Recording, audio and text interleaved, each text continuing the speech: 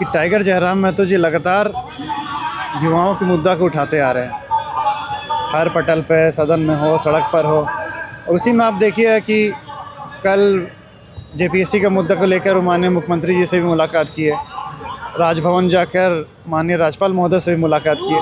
तो कहीं ना कहीं वो युवाओं के प्रति, युवाओं के मुद्दों के प्रति जागरूक है और बहुत मजबूती के साथ उठा रहे हैं। और एक युवा चेहरा है, युवाओं को रिप्रेजेंट कर रहे हैं। तो कहीं ना कहीं एक अच्छा संकेत है राज्य के लिए। और हम चाहेंगे वैसे वैसे और युवा उभरे और सदन में भी पहुंचे, ताकि युवाओं का मुद्दा को और मजबूती के साथ उठाया जा सके। वेदांत जी, आए दिन राज्य में साथ ही देश में जो एक पेपर लीक जैसे मामले सामने आ रहे हैं, कैसे देख रहे हैं आप? देखिए, पेपर लीक की अगर बात करें, चाहे कोई सा भी एग्ज़ाम हो या कोई राज्य में हो, राष्ट्र में हो, तो पेपर लीक की जितना निंदा की जाए उतनी कम है।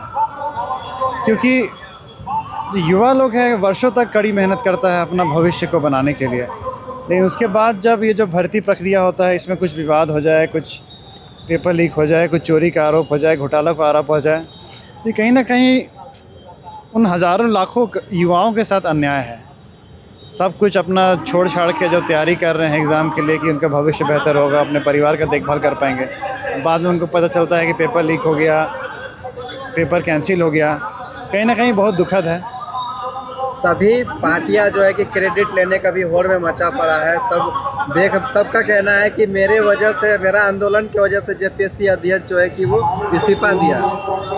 युवा क्या सोचते हैं, किनकी दबाव की वजह से जो है आज राज्य में इस तरह से परिपाटी तैयार हुआ?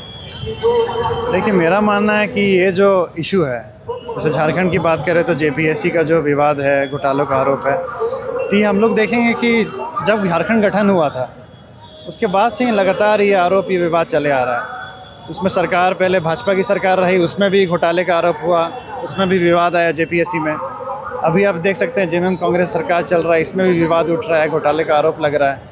तो कहीं ना कहीं मेरा मानना है कि किसी एक सरकार या किसी एक राजनीतिक दल का इसमें मुद्दा है ही नहीं। ये बेसिकली एक सब्जेक्ट है कि पूरा सिस्टम में एक बदलाव कैसे लाया जा सके। और ये जो होड़ है, इस पर तो हम कुछ नहीं कहना चाहेंगे, राजनीति है, सब अपना अपना क्रेडिट ले रहे हैं। लेकिन मेरा बस इतना कहना है कि इन मुद्दों पे राजनीति ना करके सभी युवाओं को एक मंच पर आना होगा, तभी कुछ बदलाव संभव है, तभी एक बेहतर व्यवस्था बनाई जा सकती है। अच्छा वेदांत जी, ये भी सवाल आता है कि आखिरकार छात्र के मुद्दे को लेकर जब बातें की जाती है तो तमाम राजनेता जो है अलग अलग प्रोटेस्ट करते हैं, अलग अलग तरीके से अपने मांगों को रखने का काम करते हैं। मुद्दा एक ही रहता है, छात्र को न्याय दिलाना, लेकिन अलग अलग प्लेटफॉर्म होता है, अलग अलग संगठन होता है। एकजुट क्यों नहीं दिखते हैं और छात्र के भविष्य को संवारने का काम करते हैं? ये दुर्भाग्य है।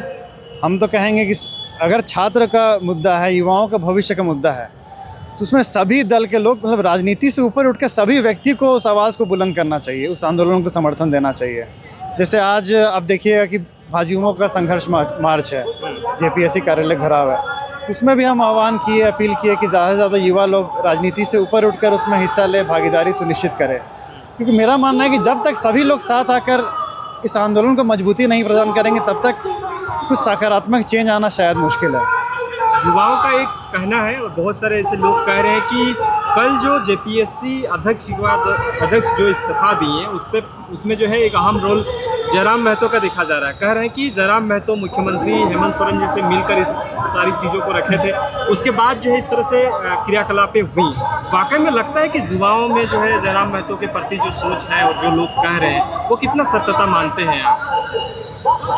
देखिए, जितना हम लोग देख रहे हैं कि टाइगर जयराम महतो जी लगातार युवाओं के मुद्दा को उठाते आ रहे हैं, हर पटल पे, सदन में हो, सड़क पर हो। और उसी में आप देखिए कि कल जेपीएससी का मुद्दा को लेकर माननीय मुख्यमंत्री जी से भी मुलाकात की है, राजभवन जाकर माननीय राज्यपाल महोदय से भी मुलाकात की है। तो कहीं ना कहीं वो युवाओं के प्रति, युवाओं के मुद्दों के प्रति जागरूक है और बहुत मजबूती के साथ उठा रहे हैं। और एक युवा चेहरा है, युवाओं को रिप्रेजेंट कर रहे हैं।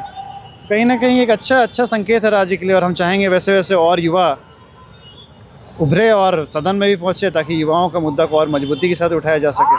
जेपीएससी के चेयरमैन का इस्तीफा देने से क्या उन तमाम शोषित, पीड़ित, वंचित जो छात्र हैं उनको उनकी आवाज़ को बुलंद मिलेगी या उनकी जो मांगे हैं वो पूरा होंगी क्या? देखिए, जैसा हम पहले बोले कि सिस्टम को बदलना होगा। तो शायद ये शुरुआत है सिस्टम को चेंज करने का। अभी आप देखिए कुछ जांच भी चल रहा है, तो जब तक ये पूरा सिस्टम नहीं सुधरेगा तब तक हमको लगता है कि युवाओं के साथ इंसाफ नहीं मिलेगा, आगे भी फिर ऐसे घटनाएं होती रहेंगी। झारखंड में भी पेपर लीक मामले को लेकर आंदोलनें चल रही है और देश भर में भी जो है सीजीपी के द्वारा जो है आंदोलनें की जा रही हैं नीट पेपर लीक मामले को लेकर। तो पेपर लीक एक बड़ा मुद्दा बनते जा रहा है, तो इसका रोकथाम के लिए क्या करनी चाहिए? सरकार तो इस पर कोई एक्शन ले ही नहीं रही है, ऊपर से लाठी डंडे चले जा रहे हैं। देखिए एक्शन, जैसे दिल्ली में भी हम लोग देखिए लगातार छात्र लोग आंदोलन कर रहे हैं, शिक्षा मंत्री जी का इस्तीफ़ा मांग रहे हैं। झारखंड में देखिएगा तो यहाँ पे भी लगातार युवा लोग संघर्ष कर रहे हैं, सड़क पर उतर रहे हैं, जेपीएससी कार्यालय घेराव कर रहे हैं। तो कहीं ना कहीं फॉल्ट तो बहुत बड़ा है। और अगर झारखंड की ही बात करें तो 26 साल में अभी तक सिस्टम सुधर नहीं पाया है। जो 25 साल पहले जो विवाद जेपीएससी का उस टाइम उठ रहा था, आज भी वही विवाद उठ रहा है। तो कहीं ना कहीं नाकामी तो है, और ये नाकामी हमको लगता है कि सभी राजनीतिक दल को इस नाकामी का जिम्मा लेना होगा कि 26 साल जो 25-26 साल झारखंड के गठन का हो चुका है। अच्छा, ये भी सवाल है कि आखिरकार जिस तरह से जो है जेपीएससी मामले को लेकर जो है राज्य के जो भी गणमान्य व्यक्ति हैं, जो कांग्रेस हैं या जेएमएम है, वो चुप्पी साधे हुए हैं, लेकिन वही नीट के मामले पे जब आती है तो सड़क पे उतरने को लेकर मजबूर होते हैं। तो ये दोहरी राजनीति को आप किस रूप में देख रहे हैं? देखिए, हम तो पहले ही बोले कि इन सब, जब युवा का भविष्य का मुद्दा है तो राजनीति को हम लोग को इसको हटा कर देखना होगा, ऊपर से देखना होगा। तो ये तो राजनीति ही कहेंगे हम लोग। दिल्ली में सरकार किसी और की है, झारखंड में किसी और की है, तो हम फिर से वही बात कहेंगे कि सभी को एक होना होगा। जैसे नीट जो पेपर लीक हुआ वो भी कहीं से सही नहीं है, तो उसमें भी सभी राजनीतिक दल को एक होना होगा। जेपीएससी का जो मामला है जो कि 25 सालों से चलता आ रहा है, तो इसमें भी सभी राजनीतिक दलों को एक होना होगा, तभी कुछ बदलाव आ सकता है। और हम देखेंगे कि कल हेमंत सोरेन जी भी कुछ गतिविधि अपना बढ़ाएं हैं जेपीएससी को लेकर, जांच भी बैठाया गया है जेपीएससी कार्यालय में।